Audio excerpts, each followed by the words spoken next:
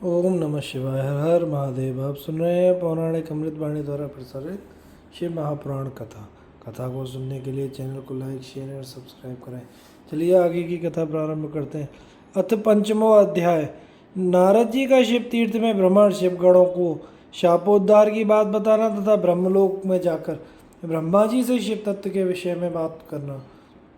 सूत जी बोले, महर्षियों, भगवान श्री हरि के अंतर ध्यान हो जाने पर मुनिश्रेष्ठ नारद शिवलिंगों का भक्तिपूर्वक दर्शन करते हुए पृथ्वी पर विचरने लगे। ब्राह्मणों भूमंडल पर घूम फिरकर उन्होंने भोग और मोक्ष देने वाले बहुत से शिवलिंगों का प्रेम पूर्वक दर्शन किया। दिव्यदर्शी नारद जी भूतल के तीर्थों में विचार कर रहे थे और इस समय उनका चित्त शुद्ध हो है। यह जानकर वे दोनों शिवगण उनके पास आए। वे दोनों शिवगण शाप के उद्धार की इच्छा से आदरपूर्वक मस्तक झुकाकर भली भांति प्रणाम करके मुनि के दोनों पैर पकड़कर आदरपूर्वक उनसे कहने लगे। शिवगण बोले, हे ब्रह्मपुत्र देवर्षि, प्रेम पूर्वक हम दोनों की बात सुनिए। वास्तव में हम दोनों ही आपका अपराध करने वाले हैं, ब्राह्मण नहीं हैं। हे मुने, हे विप्र, आपका अपराध करने वाले हम दोनों शिव के गण हैं। राजकुमारी श्रीमती के स्वयंवर में आपका चित्त माया से मोहित हो रहा था। उस समय परमेश्वर की प्रेरणा से आपने हम दोनों को शाप दे दिया। वहाँ कुछ समय जानकर हमने चुप रह जाना ही अपनी जीवन रक्षा का उपाय समझा। इसमें किसी का दोष नहीं है, हमें अपने कर्म का ही फल प्राप्त हुआ है। प्रभु, अब आप प्रसन्न होइए और हम दोनों पर अनुग्रह कीजिए। सूत जी बोले, उन दोनों गणों द्वारा भक्तिपूर्वक कहे वचनों को सुनकर पश्चाताप करते हुए देवर्षि नारद प्रेम पूर्वक कहने लगे। नारद जी बोले, आप दोनों महादेव के गण हैं और सत्पुरुषों के लिए परम सम्माननीय है। अतः मेरे मोह रहित एवं सुखदायक यथार्थ वचन को सुनिए। पहले निश्चय ही शिवेक्षावश मेरी बुद्धि भ्रष्ट हो गई थी और मैं सर्वथा मोह के वशीभूत हो गया था। इसलिए आप दोनों को कुबुद्धि वाले मैंने शाप दे दिया था। हे शिवगणों, मैंने जो कुछ कहा है वैसा ही होगा, फिर भी मेरी बात सुने। मैं आपके लिए शापोद्धार की बात बता रहा हूँ। आप लोग आज मेरे अपराध को क्षमा कर दें। मुनिवर, विश्रवा के वीर से जन्म ग्रहण करके आप संपूर्ण दिशाओं में प्रसिद्ध कुंभकर्ण रावण राक्षस राज का शरीर प्राप्त करेंगे और बलवान वैभव से युक्त परम प्रतापी होंगे।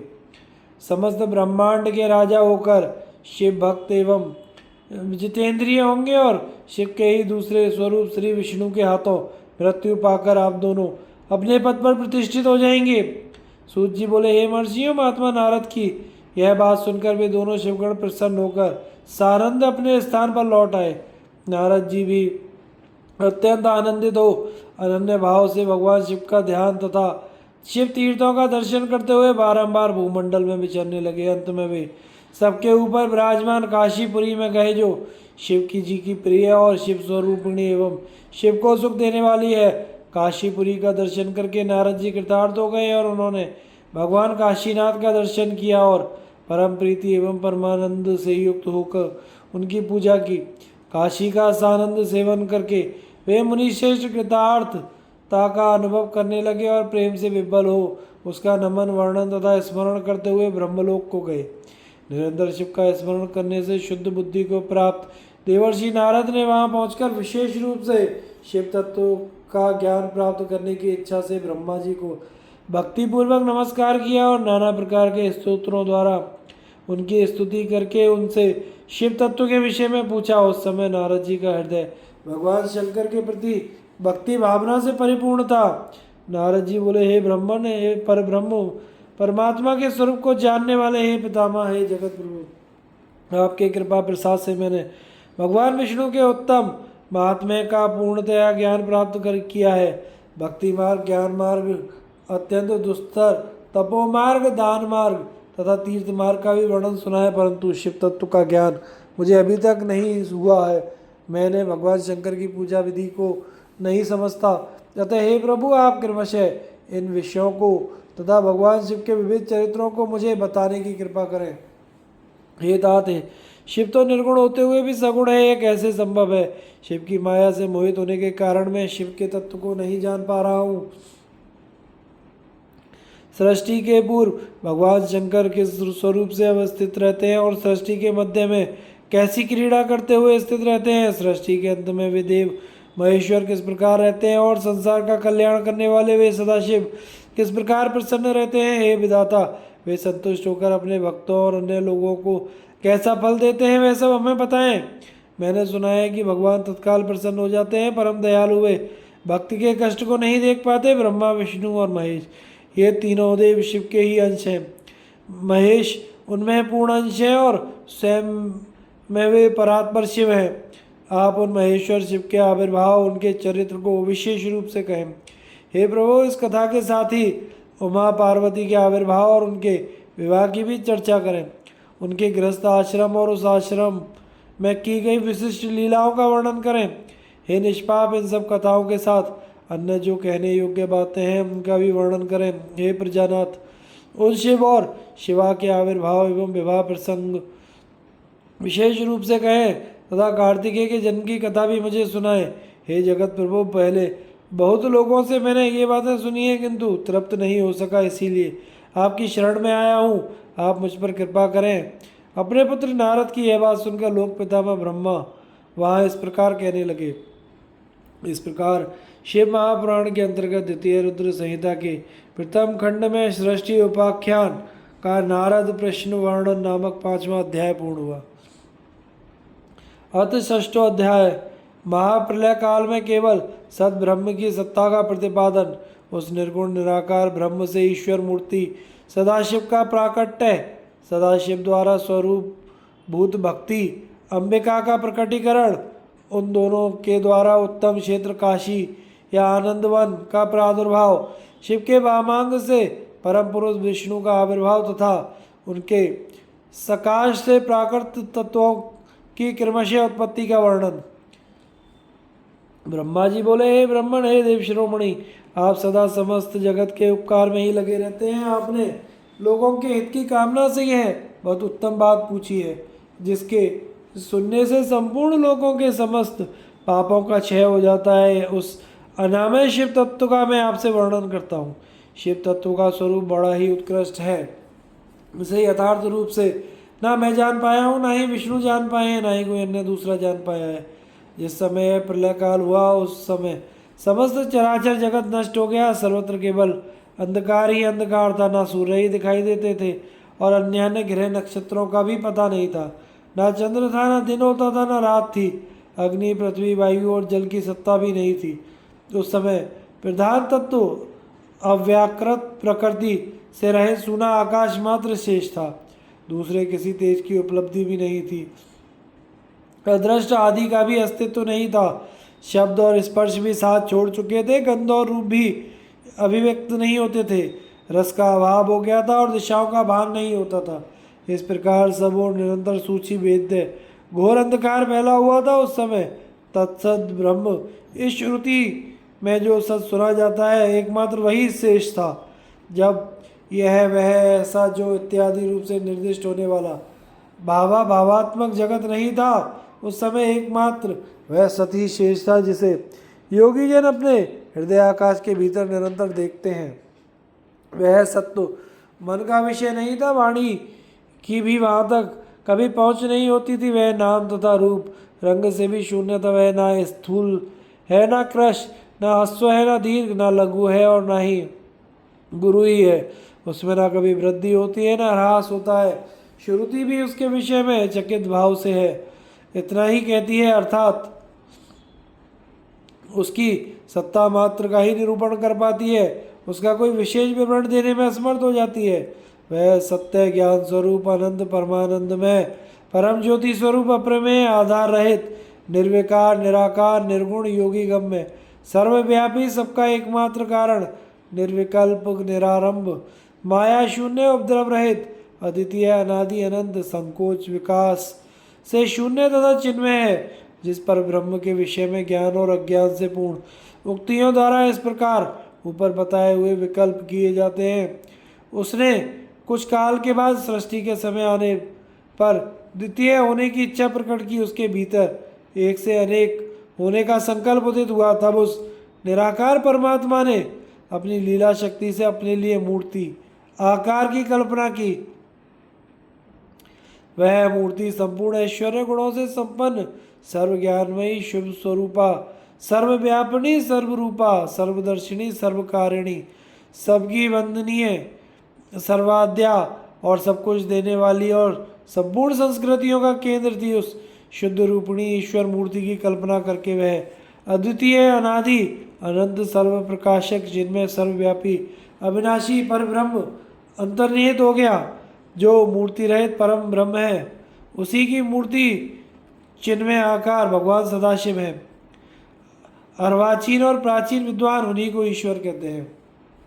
उस समय एकाकी रहकर स्वेच्छानुसार विहार करने वाले उन सदाशिव ने अपने विग्रह से स्वयं ही एक स्वरूप भूता शक्ति की सृष्टि की, जो उनके अपने श्री अंग से कभी अलग होने वाली नहीं थी। उस पराशक्ति को प्रधान प्रकृति, गुणवती माया, बुद्धि तत्व की जननी तथा विकार रहित बताया गया है।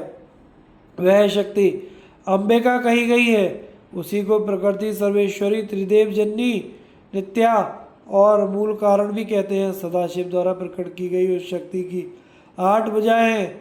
उस सुवलक्षणा देवी के मुख की शोभा विचित्र है। वह अकेली ही अपने मुखमंडल में सदा पूर्णिमा के 1 सहस्त्र चंद्रमाओं की कांति धारण करती है। नाना प्रकार के आभूषणों से उसके श्रीअंग शोभा बढ़ा पाते हैं और वह देवी नाना प्रकार की गतियों से संपन्न है और अनेक प्रकार के अस्त्र शस्त्र धारण करती है। उसके नेत्र खिले हुए कमल के समान जान पड़ते हैं। वह अचिंत्य तेज से जगमगाती रहती है। वह सबकी योनि है और सदा उद्यमशील रहती है। एकाकिनी होने पर भी वह माया संयोग वशात अनेक हो जाती है। वे जो सदाशिव है उन्हें परम पुरुष, ईश्वर, शिव, शंभु, अनीश्वर कहते हैं। वे अपने मस्तक पर आकाश गंगा को धारण करते हैं। उनके बाल देश में चंद्रमा शोभा पाते हैं। उनके 5 मुख हैं और प्रत्येक मुख में 3 नेत्र हैं। 5 मुख होने के कारण वे पंचमुख कहलाते हैं। उनका चित्त सदा प्रसन्न रहता है। वे 10 भुजाओं से युक्त त्रिशूलधारी हैं। उनके श्री अंगों की प्रभा कर्पूर के समान श्वेत गौर है। वे अपने सारे अंगों में भस्म रमाए रहते हैं। उन काल रूपी ब्रह्म ने एक ही समय शक्ति के साथ शिवलोक नामक क्षेत्र का निर्माण किया। उस उत्तम क्षेत्र को ही काशी कहते हैं। वह परम निर्वाण है, मोक्ष का स्थान है और सबके ऊपर विराजमान है। ये प्रिया प्रियतम रूप शक्ति और शिव जो परमानंद स्वरूप है उस मनोरम क्षेत्र में नित्य निवास करते हैं। वह काशीपुरी परमानंद रूपिणी है। हे मुने, शिव और शिवा ने प्रलय काल में भी कभी उस क्षेत्र को अपने सानिध्य से मुक्त नहीं किया है, इसलिए विद्वान पुरुष उसे अविमुक्त क्षेत्र भी कहते हैं। वह क्षेत्र आनंद का हेतु है, इसलिए पिनाकधारी शिव ने पहले उसका नाम आनंदवन रखा। उसके बाद वह अविमुक्त के नाम से प्रसिद्ध हुआ। हे देवर्षि, एक समय उस आनंदवन में रमण करते हुए शिवा और शिव के मन में यह इच्छा हुई कि किसी दूसरे पुरुष की भी सृष्टि करनी चाहिए, जिस पर सृष्टि संचालन का महान भार रखकर हम दोनों केवल काशी में रहकर इच्छानुसार विचरण करें और निर्वाण धारण करें। वही पुरुष हमारे अनुग्रह से सदा सबकी सृष्टि करे, वही पालन करे और अंत में वही सबका संहार भी करे। यह चित्त एक समुद्र के समान है। इसमें चिंता की उत्ताल तरंगें उठ उठकर इसे चंचल बनाए रहती हैं। इसमें सत्वगुण रूपी रत्न, तमोगुण रूपी ग्राह और रजोगुण रूपी मूंगे भरे हुए हैं। इस विशाल चित्त समुद्र को संकुचित करके हम दोनों उस पुरुष के प्रसाद से आनंद कानन काशी में सुखपूर्वक निवास करें। यह आनंदवन वह स्थान है जहाँ हमारी मनोवृत्ति सब ओर से सिमटकर इसी में लगी हुई है तथा जिसके बाहर का जगत चिंता से आतुर प्रतीत होता है। ऐसा निश्चय करके शक्ति सहित सर्वव्यापी परमेश्वर शिव ने अपने वाम भाग के 10वें अंग पर अमृत का सिंचन किया। वहाँ उसी समय एक पुरुष प्रकट हुआ जो तीनों लोकों में सबसे अधिक सुंदर था। वह शांत था, उसमें सत्वगुण की अधिकता थी। वह गंभीरता का अथाह सागर था। मुने, क्षमा गुण से युक्त उस पुरुष के लिए ढूंढने पर भी कोई उपमा नहीं मिलती थी। उसकी कांति इंद्रनील मणि के समान श्याम थी। उसके अंग अंग से दिव्य शोभा छिटक रही थी और नेत्र प्रफुल्ल कमल के समान शोभा पा रहे थे। उसके श्री अंगों पर स्वर्ण सदृश कांति वाले 2 सुंदर रेशमी पीतांबर शोभा दे रहे थे। किसी से भी पराजित न होने वाला वह वीर पुरुष अपने प्रचंड भुजदंडों से सुशोभित हो रहा था। तदनंतर उस पुरुष ने परमेश्वर शिव को प्रणाम करके कहा, हे स्वामिन, मेरा नाम निश्चित कीजिए और काम बताइए। उस पुरुष की यह बात सुनकर महेश्वर भगवान शंकर हंसते हुए मेघ के समान गंभीर वाणी में उससे कहने लगे, हे वत्स, व्यापक होने के कारण तुम्हारा नाम विष्णु के नाम से विख्यात होगा। इसके अतिरिक्त और भी बहुत से नाम होंगे जो भक्तों को सुख देने वाले होंगे। तुम सुस्थिर होकर उत्तम तप करो, क्योंकि वही समस्त कार्यों का साधन है। ऐसा कहकर भगवान शिव ने श्वास मार्ग से श्री विष्णु को वेदों का ज्ञान प्रदान किया। तदनंतर अपनी महिमा से कभी च्युत न होने वाले श्री हरि भगवान शिव को प्रणाम करके बहुत बड़ी तपस्या करने लगे और शक्ति सहित परमेश्वर शिव भी पार्षद गणों सहित वहाँ से अदृश्य हो गए। 12,000 दिव्य वर्षों तक तपस्या करने के पश्चात भी विष्णु अपने अभीष्ट फलस्वरूप सर्वस्व देने वाले भगवान शिव का दर्शन ना कर सके। तब विष्णु को बड़ा संदेह हुआ। उनके हृदय में शिव का स्मरण करते हुए उन्होंने सोचा, अब मुझे क्या करना चाहिए। इसी बीच शिव की मंगलमयी आकाशवाणी हुई कि संदेह दूर करने के लिए पुनः तपस्या करनी चाहिए। शिव की उस वाणी को सुनकर विष्णु ने ब्रह्म में ध्यान को अवस्थित कर पुनः दीर्घकाल तक अत्यंत कठिन तपस्या की। तदनंतर ब्रह्म की ध्यान अवस्था में ही विष्णु को बोध आया और वे प्रसन्न होकर यह सोचने लगे, अरे वह महान तत्व है क्या। उस समय शिव की इच्छा से तपस्या के परिश्रम में निरत विष्णु के अंगों से अनेक प्रकार की जलधाराएं निकलने लगी। हे महामने, उस जलधारा से सारा सूना आकाश व्याप्त हो गया। वह ब्रह्म रूप जल अपने स्पर्श मात्र से सब पापों का नाश करने वाला सिद्ध हुआ।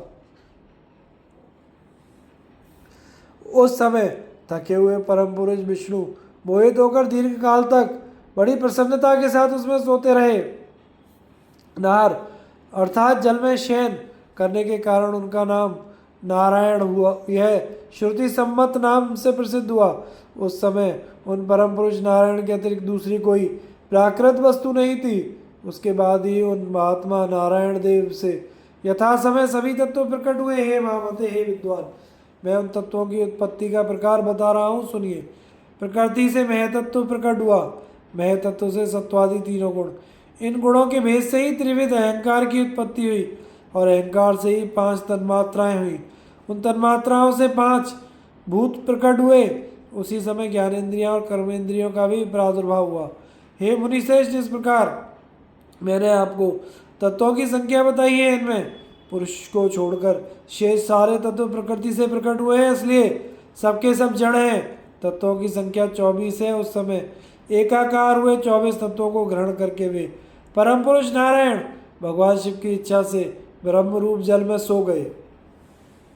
इस प्रकार श्री शिव महापुराण के अंतर्गत द्वितीय रुद्र संहिता के प्रथम खंड में सृष्टि उपाख्यान का विष्णु उत्पत्ति वर्णन नामक छठा अध्याय पूर्ण हुआ।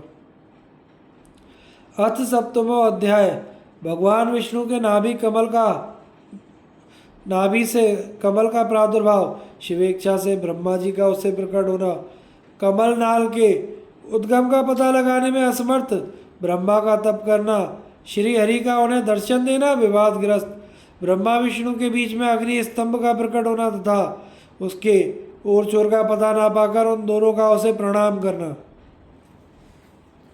ब्रह्मा जी बोले, हे देवर्षि, जब नारायण देव जल में शयन करने लगे उस समय उनकी नाभि से भगवान शंकर की इच्छा से सहसा एक विशाल तथा उत्तम कमल प्रकट हुआ। उसमें असंख्य नालदंड थे। उसकी कांति कनेर के फूलों के समान पीले रंग की थी। उसकी लंबाई और ऊंचाई भी अनंत योजन थी। वह कमल करोड़ों सूर्यों के समान प्रकाशित, सुंदर, संपूर्ण तत्वों से युक्त, अत्यंत अद्भुत, परम रमणीय, दर्शन के योग्य तथा सबसे उत्तम था। तत्पश्चात कल्याणकारी परमेश्वर साम सदाशिव ने पूर्ववत प्रयत्न करके मुझे अपने दाहिने अंग से उत्पन्न किया। हे बोले, उन महेश्वर ने तुरंत ही अपनी माया से मोहित करके नारायण देव के नाभि कमल में डाल दिया और लीला पूर्वक मुझे वहाँ से प्रकट किया। इस प्रकार उस कमल से पुत्र रूप में मुझ हिरण्यगर्भ का जन्म हुआ। मेरे 4 मुख हुए और शरीर की कांति लाल हुई। मेरे मस्तक त्रिपुंड की रेखा से अंकित थे। हे तात, भगवान शिव की माया से मोहित होने के कारण मेरी ज्ञान शक्ति इतनी दुर्बल हो रही थी कि मैंने उस कमल के अतिरिक्त दूसरे किसी को अपने शरीर का जनक या पिता नहीं जाना। मैं कौन हूँ, कहाँ से आया हूँ, मेरा कार्य क्या है, मैं किसका पुत्र होकर उत्पन्न हुआ हूँ, किसने इस समय मेरा निर्माण किया है। इस प्रकार संशय में पड़े हुए मेरे मन में यह विचार उत्पन्न हुआ, मैं किस लिए मोह में पड़ा हुआ हूँ। जिसने मुझे उत्पन्न किया उसका पता लगाना तो बहुत सरल है। इस कमल पुष्प का जो पत्रयुक्त नाल है उसका उद्गम स्थान इस जल के भीतर नीचे की ओर है। जिसने मुझे उत्पन्न किया है वह पुरुष भी वही होगा, इसमें संशय नहीं है। ऐसा निश्चय करके मैंने अपने को कमल से नीचे उतारा। हे मुने, उस कमल की एक एक नाल में गया और सैकड़ों वर्षों तक वहाँ भ्रमण करता रहा। कहीं भी उस कमल के उद्गम का उत्तम स्थान मुझे नहीं मिला। तो पुनः संशय में पड़कर मैं उस कमल पुष्प पर जाने के लिए उत्सुक हुआ और हे मुने, नाल के मार्ग से उस कमल पर चढ़ने लगा। इस तरह बहुत ऊपर जाने पर भी मैं उस कमल के कोश को ना पा सका। उस दशा में मैं और भी मोहित हो उठा। मुझे नाल मार्ग से भ्रमण करते हुए पुनः सैकड़ों वर्ष बीत गए, किंतु उसका कोई पता ना चल सका। तब मैं मोहित किन कर्तव्य विमूढ़ होकर एक क्षण वहीं रुक गया। हे मुने, उस समय भगवान शिव की इच्छा से परम मंगलमयी और उत्तम वाणी प्रकट हुई, जो मेरे मोह का विध्वंस करने वाली थी। उस वाणी ने कहा, तपस्या करो। उस आकाशवाणी को सुनकर मैंने अपने जन्मदाता पिता का दर्शन करने के लिए उस समय पुनः प्रयत्नपूर्वक 12 वर्षों तक घोर तपस्या की। मुझ पर अनुग्रह करने के लिए ही 4 भुजाओं और सुंदर नेत्रों से सुशोभित भगवान विष्णु वहाँ सहसा प्रकट हो गए। उन परम पुरुष ने अपने हाथ में शंख, चक्र, गदा और पद्म धारण कर रखे थे। उनके सारे अंग सजल जलधर के समान श्याम कांति से सुशोभित थे। उन परम प्रभु ने सुंदर पीताम्बर पहन रखा था। उनके मस्तक आदि अंगों में मुकुट आदि महामूल्यवान आभूषण शोभा पा रहे थे। उनका मुखारविंद प्रसन्नता से खिला हुआ था। मैं उनकी छवि पर मोहित हो रहा था। वे मुझे करोड़ों कामदेवों के समान मनोहर दिखाई दिए। उन चतुर्भुज भगवान विष्णु का वह अत्यंत सुंदर रूप देखकर मुझे बड़ा आश्चर्य हुआ। वे सांवली और सुनहरी आभा से उद्भासित हो रहे थे। उस समय उनका सतरूप सर्वात्मा महाबाहु नारायण देव को वहाँ उस रूप में अपने साथ देखकर मुझे बड़ा हर्ष हुआ। उस समय मैं प्रभु शंभु की लीला से मोहित हो रहा था, इसलिए अपने को उत्पन्न करने वाला एक को न जानकर अति हर्षित होकर उनसे कहने लगा। ब्रह्मा जी बोले, मैंने उन सनातन पुरुष को हाथ से उठाकर कहा कि आप कौन हैं। उस समय हाथ के तीव्र तथा सुदृढ़ प्रहार से क्षण मात्र में ही वे जितेंद्रिय जागकर शैया से उठकर बैठ गए। तदनंतर अविकल रूप से निद्रा रहित होकर उन राजीव लोचन भगवान विष्णु ने मुझको वहाँ पर अवस्थित देखा और हंसते हुए बार बार मधुर वाणी में वे कहने लगे। विष्णु जी बोले, हे वत्स, आपका स्वागत है। महाद्युतिमान पिता में आपका स्वागत है। निर्भय होकर रहिए, मैं आपकी सभी कामनाओं को पूर्ण करूंगा, इसमें संदेह नहीं। हे देवर्षि, उनके मंदहास युक्त उस वचन को सुनकर रजोगुण के कारण मैं शत्रुता मान बैठा। देव श्रेष्ठ में उन जनार्दन भगवान विष्णु से कहने लगा। ब्रह्मा जी बोले, हे निष्पाप, समस्त संहार के कारणभूत आप मुझे हंसते हुए जो हे वत्स कह रहे हैं, वह तो वैसा ही लग रहा है जैसे कोई गुरु अपने शिष्य को हे वत्स कह रहा हो। मैं ही संसार का साक्षात्कर्ता, प्रकृति का प्रवर्तक, सनातन अजन्मा विष्णु ब्रह्मा, विष्णु को उत्पन्न करने वाला, विश्वात्मा, विधाता, दाता और पुंडरीकाक्ष हूँ। आप अज्ञानवश मुझे हे वत्स ऐसा क्यों कह रहे हैं? इसका कारण शीघ्र ही बताइए। नियमत है, वेद भी मुझे स्वयंभू आज विभु, पितामह, स्वराज, सर्वोत्तम और परमेष्ठी कहते हैं। मेरे इस वचन को सुनकर लक्ष्मीपति भगवान हरि क्रुद्ध हो उठे और कहने लगे, मैं जानता हूँ संसार आपको जगत कर्ता मानता है। विष्णु जी बोले, आप संसार की सृष्टि करने और पालन करने के लिए मुझ अव्यय के अंग से अवतीर्ण हुए हैं, फिर भी आप मुझ जगन्नाथ नारायण पुरुष परमात्मा निर्विकार पुरुहूत पुरुषोत विष्णु अच्युत ईशान संसार के उत्पत्ति स्थान रूप नारायण महाबाहु सर्वव्यापक को भूल गए। मेरे ही नाभि कमल से आप उत्पन्न हुए हैं, इसमें संदेह नहीं है। इस विषय में आपका अपराध भी नहीं है। आपके ऊपर तो मेरी माया है। हे चतुर्मुख सुनिए, यह सत्य है कि मैं ही सभी देवों का ईश्वर हूँ। मैं ही करता हरता और बढ़ता हूँ। मेरे समान कोई अन्य शक्तिशाली देव नहीं है पितामह। मैं ही पर ब्रह्म और परम तत्व हूँ। मैं ही परम ज्योति तथा वह परमात्मा विभु हूँ। इस जगत में आज ये जो सब चराचर दिखाई दे रहा है और सुनाई पड़ रहा है, हे चतुर्मुख, है जो भी है वह मुझ में ही व्याप्त है, ऐसा आप जान लें। मैंने ही सृष्टि के पहले जगत के 24 अव्यक्त तत्वों की रचना की है। उन्हीं तत्वों से प्राणियों के शरीर धारक अणुओं का निर्माण होता है और क्रोध भय आदि षड गुणों की सृष्टि हुई है। मेरे प्रभाव और मेरी लीला से ही आपके अनेक अंग हैं। मैंने ही बुद्धि तत्व की सृष्टि की है और उसमें 3 प्रकार के अहंकार उत्पन्न किए हैं। तदनंतर उससे रूप रस गंध शब्द स्पर्श इन 5 तन्मात्राओं मन एवं चक्षु जिह्वा घ्राण श्रोत्र तथा त्वचा इन 5 ज्ञानेन्द्रियों और वाक पाणी पात पायु उपस्थ इन 5 कर्मेंद्रियों क्षिति जल पावक गगन वायु इन 5 महाभूतों तथा अन्य सभी भौतिक पदार्थों की रचना लीला से ही की है। हे प्रजापति, हे ब्राह्मण, ऐसा जानकर आप मेरी शरण में आ जाइए। मैं सभी दुखों से आपकी रक्षा करूंगा, इसमें संशय नहीं है। ब्रह्मा जी बोले, विष्णु का यह वचन सुनकर मुझ ब्रह्मा को क्रोध आ गया और माया के वशीभूत हुआ। मैं उनको डांटते हुए पूछने लगा, आप कौन हैं और किस लिए इतना अधिक निरर्थक बोल रहे हैं? आप ना ईश्वर है ना परब्रह्म, आपका कोई कर्ता अवश्य है। महाप्रभु शंकर की माया से विमोहित मैं उन भगवान विष्णु के साथ भयंकर युद्ध करने लगा। उस प्रलयकालीन महासमुद्र के मध्य रजोगुण के कारण परस्पर बड़ी शत्रुता से हमारा और विष्णु का रोमांचकारी युद्ध होने लगा। इसी बीच हम दोनों के छिड़े विवाद को शांत करने के लिए और ज्ञान प्रदान करने के लिए हम दोनों के सामने ही एक लिंग प्रकट हुआ। वह लिंग अग्नि की प्रचंड 1000 ज्वालाओं से भी अधिक ज्वाला समूहों वाला सैकड़ों कालाग्नियों के समान कांतिमान क्षय एवं वृद्धि से रहित आदि मध्य और अंत से विहीन था। वह उपमा रहित अनिर्देश्य बिना किसी के द्वारा उपस्थापित अव्यक्त था, विश्व सर्जक था। उस लिंग की सहस्त्र ज्वालाओं के समूह को देखने मात्र से ही भगवान विष्णु मोहित हो उठे। शिव की माया से मोहित मुझसे वे कहने लगे, इस समय मुझसे तुम इतनी स्पर्धा क्यों कर रहे हो? हम दोनों के मध्य तो एक तीसरा आ गया है, इसलिए युद्ध रोक दिया जाए। हम दोनों इस अग्नि से उत्पन्न लिंग की परीक्षा करें कि यह कहाँ से प्रकट हुआ है।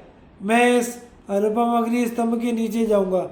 हे प्रजानाथ, आप इसकी परीक्षा के लिए वायु वेग से प्रयत्नपूर्वक शीघ्र ही ऊपर की ओर जाएं।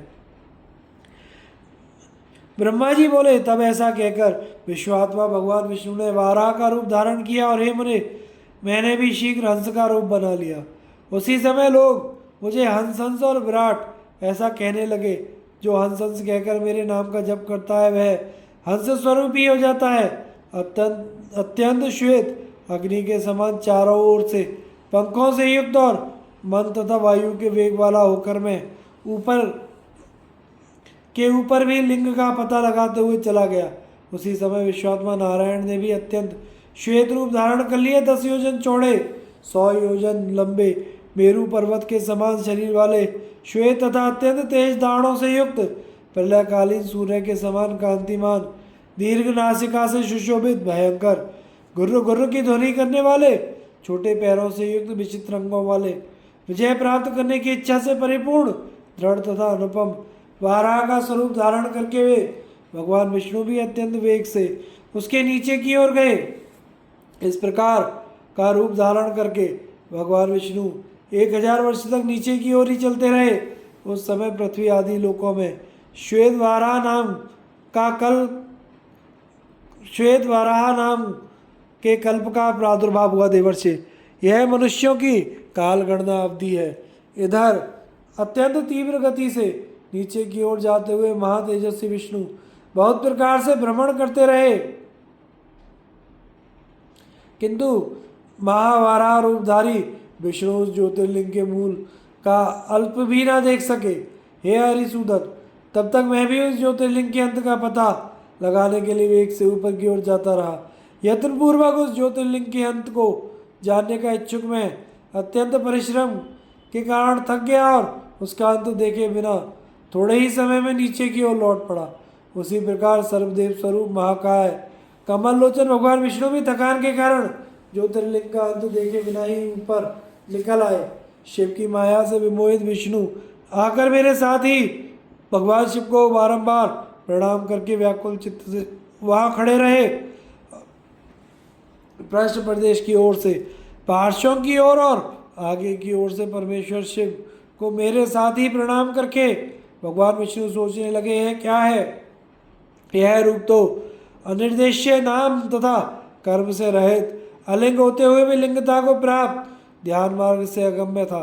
तदनंतर अपने मन को शांत करके मैं और विष्णु दोनों शिव को बारंबार प्रणाम करके कहने लगे, हे महाप्रभु, हम आपके स्वरूप को नहीं जानते, आप जो हैं वही हैं, आपको हमारा नमस्कार है। हे महेशान, आप शीघ्र ही हमें अपने स्वरूप का दर्शन कराएं। हे मुनिश्रेष्ठ, इस प्रकार अहंकार से आविष्ट हुए हम दोनों को वहाँ नमस्कार करते हुए सैकड़ों वर्ष बीत गए। इस प्रकार से महापुराण के अंतर्गत द्वितीय रुद्र संहिता के प्रथम खंड में सृष्टि उपाख्यान का विष्णु ब्रह्मा विवाद वर्णन नामक 7वां अध्याय पूर्ण हुआ। दोस्तों, आगे की कथा का प्रसारण हम अगले भाग में करेंगे। चैनल को लाइक शेयर सब्सक्राइब करें। हर हर महादेव।